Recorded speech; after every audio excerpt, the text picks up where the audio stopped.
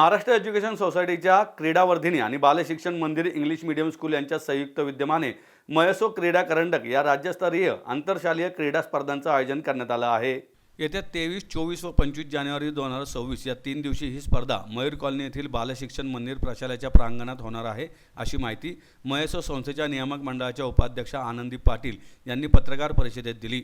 याप्रसंगी शाळा समिती आणि मयसो क्रीडावर्धिनीचे अध्यक्ष विजय भालेराव, संस्थेचे सचिव अतुल कुलकर्णी, क्रीडावर्धिनीचे महामात्र व संस्थेचे सहसचिव सुधीर भोसले, शाळेच्या महामात्रा डॉक्टर नेहा देशपांडे, क्रीडावर्धिनीचे क्रीडा समन्वयक प्राध्यापक शैलेश आपटे, बालशिक्षण मंदिर इंग्लिश मीडियम शाळेच्या प्राथमिक विभागाच्या मुख्याध्यापिका मंजुषा दुर्वे आणि उपमुख्याध्यापिका डॉक्टर वैशाली कुलकर्णी आदी यावेळी उपस्थित होते। यावेळी स्पर्धेच्या वीर मॅस्कॉटचे अनावरण करण्यात आले। आनंदी पाटील म्हणाले, स्पर्धेचे हे 14वे वर्ष असून संपूर्ण महाराष्ट्रात 6 ते 10 वयोगटाच्या खेळाडूंसाठी भरवण्यात येणारी ही एकमेव निवासी स्पर्धा आहे। विद्यार्थ्यांमध्ये लहानपणापासूनच क्रीडा संस्कृती रुजवण्यासाठी मयसो क्रीडा करंडक ही स्पर्धा आयोजित करण्यात येते। या क्रीडा स्पर्धा दरवर्षी जानेवारी महिन्यात सलग 3 दिवस भरवल्या जातात। यात प्रामुख्याने सूर्यनमस्कार, लंगडी, डॉजबॉल आणि गोल खो खो या सांघिक मैदानी खेळांचा समावेश असतो। विजय भालेराव म्हणाले, संस्थेच्या सर्व प्राथमिक शाळांसह परिसरातील एकूण 20 शाळांमधून सुमारे 1200 खेळाडूंनी स्पर्धेत सहभाग नोंदवला आहे। हा क्रीडा महोत्सव पर्यावरणपूरक पद्धतीने व प्लॅस्टिक मुक्त स्वरूपात साजरा करण्यात येणार आहे। त्यासाठी सर्व शिक्षक वर्गासाठी झिरो वेस्ट मॅनेजमेंटवर कार्यशाळेचे आयोजन करण्यात आले होते। खेळाव्यतिरिक्त कला आणि साहित्य हे देखील व्यक्तिमत्व विकासाचे अंगभूत घटक आहेत। त्या अनुषंगाने मुलांच्या सर्वांगीण विकासासाठी या आंतरशालेय स्पर्धांच्या काळात मुलांसाठी मोकळ्या वेळात ओरोगामी कार्यशाळा, जोशी रेल्वे संग्रहालय भेट, मेट्रो सफर, वाचक आणि कलाकट्टा, मूल्याधिष्ठित लघुचित्रपट, मनोरंजनात्मक कार्यक्रम असे विविध उपक्रम आयोजित करण्यात येणार आहेत। MES महाराष्ट्र एज्युकेशन सोसायटी प्राथमिक शाळांसाठी क्रीडा स्पर्धा आयोजित करते। अशी आयोजित करणारी ही एकमेव संस्था आहे। प्राथमिक शाळांसाठी संबंध राज्यात अशा कुठेही स्पर्धा होत नाही। 4 खेळांचा याच्यामध्ये अंतर्भाव असतो, लंगडी, गोल खो खो, सूर्यनमस्कार आणि डॉजबॉल, ज्याच्यातनं लहान मुलांच्या क्रीडा काही ना काहीतरी गोष्टी डेव्हलप व्हाव्या असा याच्या मागचा उद्देश आहे। ह्या सगळ्या निवासी असतात आणि 1200 मुलं या ठिकाणी 3 दिवस निवासाला असतात आणि त्यांच्या राऊंड रॉबिन पद्धतीने या सगळ्या स्पर्धा घेतल्या जातात। त्यांच्यातले क्रीडागुण विकसित व्हावे हा त्याच्या मागचा उद्देश आहे आणि त्यांनी मैदानावर खेळावा। आजकालच्या जगात आपण बघतो बाहेरची इलेक्ट्रॉनिक गॅजेट्स आणि याची प्रलोभनं खूप आहेत आणि मुलं घरातनं बाहेरच पडत नाहीत।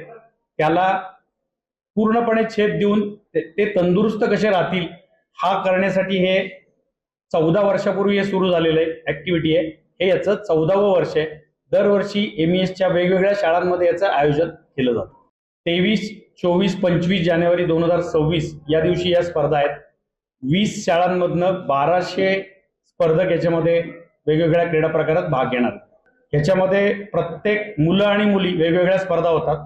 प्रत्येक खेळासाठी मुले आणि मुलांना वेगळा करंडक दिला जातो आणि त्याचबरोबर वैयक्तिक जे खेळाडू याच्यामध्ये चमकतात त्यांना वेगळं बक्षीस दिलं जातं। प्रत्येक विद्यार्थ्याला प्रशस्तीपत्रक आणि मेडल पण दिलं जातं। त्याचबरोबर जनरल चॅम्पियनशिपची वेगळी ट्रॉफी पण आम्ही याच्यामध्ये देतो।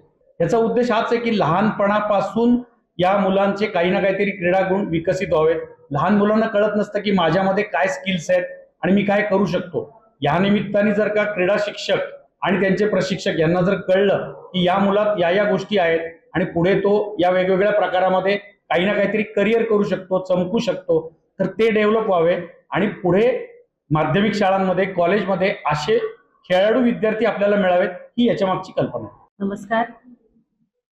महाराष्ट्र एज्युकेशन सोसायटी ही पुण्यातली सर्वात जुनी शैक्षणिक संस्था 165 वर्षाची आहे आणि नेहमीच मुलांच्या अभ्यासाबरोबर त्यांचे कला आणि क्रीडेचे गुण कसे विकसित होतील याचाच विचार केला जातो, त्याच्यावर भर दिला जातो।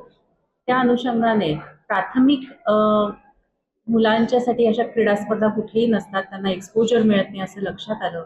सुमारे 15 वर्षापूर्वी हे क्रीडा स्पर्धा आम्ही आयोजन करायला लागलो आणि अतिशय यशस्वीपणे पार पडले आहेत आतापर्यंत। पालकांचं लक्ष असतं की मुलं मोठी होऊन करिअर करतील आणि मोठी पॅकेजेस मिळतील, पण त्याच्यासाठी जे गुण आवश्यक असतात, की फिटनेस आवश्यक असतो, अपयश पचवायची ताकद असते, टीम बिल्डिंग असतं, लिडरशिप असतं, हे अनेक गुण काही न स्पेसिफिकली सांगता सुद्धा जर मुलं खेळली तर आपोआप विकसित होतात आणि ते पुढे उपयोगी पडतात. म्हणून अभ्यासाबरोबरच खेळणं मुलांनी विशेषतः सध्या मोबाईलच्या जमान्यात हे खूप आवश्यक आहे. ही गरज ओळखूनच क्रीडावर्धिनीने, आमच्या क्रीडावर्धिनी हा विभाग आहे, त्याने जो अतिशय कार्यरत आहे सर्व प्रकारच्या खेळांमध्ये, त्यांनी या स्पर्धांचं आयोजन करायला सुरुवात केली आहे आणि त्याचे खूप चांगले रिझल्ट्स आम्हाला मिळत आहेत. यामध्ये खेळणारी मुलं आमची राज्य स्पर्धांमध्ये तर नाहीच, नॅशनल लेव्हलवर पण पोहोचली आहे. काही जण इंटरनॅशनल लेव्हलवर पण खेळत आहेत. तर हे आमचा अतिशय वैशिष्ट्यपूर्ण उपक्रम आहे आणि त्याला सगळ्याच पालकांचा आणि समाजाचा प्रतिसाद खूप चांगला मिळत आहे.